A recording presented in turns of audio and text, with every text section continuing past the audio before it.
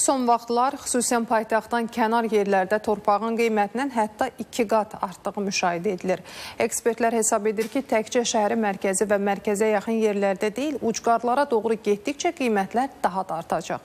Ələt və Hövsan ərazisində təxminən 1,5 dəfə, yəni qiymətlərin 50% bahalaşacağı gözlənilir.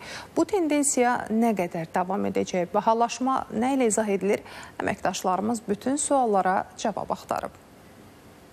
Bakının ən ucqar yerlərində torpağın qiymətində artım müşahidə olunur. Artım ötən ilə nisbətən hər sotunda 2, hətta 5 min manat arasında dəyişir. Əmlakçılar deyir ki, artımın bir neçə səbəbi var. Son zamanlar şəhərin mərkəzi hissələrində xüsusən aşağı kvadratlı evlər sökülür. Həmin söküntü zamanı verilən kompensasiyaya uyğun şəhərdə ev tapa bilməyən şəxslər xüsusən kənar yerlərdə ucuz torpaq alıb ev tikdirirlər. Əvvələ 1 sot 2 min olan torpaqlar indi bu dəqiqə 5 minədir, 6 minədir. Belə torpaq qiyməti qalxıb. Məsəl üçün Hövsan zonasına gedən yox idi, yəni az idi, çox az idi. Orada torpaq 3 minə idisə, indi bu dəqiqə orada üstünlüyü verirlər. Tələbat artıq Hövsana da var.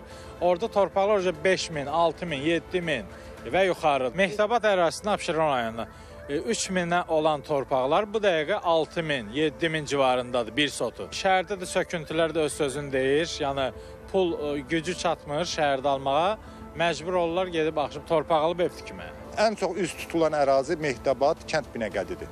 Yəni bu ərazilərdə qiymətlərdə kəskin artım var, ehtiyaclar çoxdur. Keçən il bu vaxtı Binəqədidə sotu 3 minə olan torpaqlar hal-hazırda 6 min, 7 min civarındadır. Son 2 ildə demək olar ki, sahil qəsəbəsinə də maraq artıb. 2 il bundan əvvəl 6 minə, 7 minə, 5 minə olan torpaqlar hal-hazırda 8-9 min civarındadır sotu. Daşınmaz əmlak üzrə ekspert Ramin Osmanlı deyir ki, nəinki Bakının ucqar kənd yerlərində, mərkəzə yaxın yerlərdə belə torpağın son illər artımı müşahidə olunur. Elə ərazilər var ki, orada söküntü prosesi nəticəsində torpağın qiyməti əhəmiyyətli dərəcədə artır.